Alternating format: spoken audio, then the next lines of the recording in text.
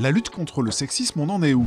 En 2030, Nantes veut devenir la première ville non sexiste de France. Être une ville non sexiste, ça veut dire prendre en compte les inégalités entre les femmes et les hommes dans l'ensemble des décisions publiques. Donc ça veut dire dans la culture, dans le sport, dans la vie associative. Concrètement, sur ce mandat, on aura par exemple repensé les cours d'école pour que ce soit un vrai espace public partagé entre les filles et les garçons. On aura installé plus de 70 distributeurs de protection périodique gratuits de qualité sur l'espace public.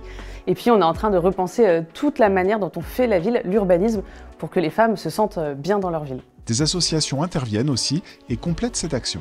Donc, le Centre d'information sur les droits des femmes et des familles de Loire-Atlantique, CIDFF, on assure une mission d'accès aux droits des femmes et des familles, on aide les femmes vers leur insertion professionnelle et on est organisme de formation. À ce titre-là, on intervient au quotidien contre le sexisme en accueillant notamment les femmes victimes de violences sur l'ensemble de nos points d'information. Aujourd'hui, les violences sexistes et sexuelles sont-elles mieux prises en compte? À Nantes, on y travaille au quotidien. À Citadelle, le lieu d'accueil et d'accompagnement des femmes victimes de violences, c'est plus de 5700 femmes qui ont été accueillies depuis l'ouverture. C'est 3 femmes par jour qui poussent la porte. Et au niveau professionnel, on en est où?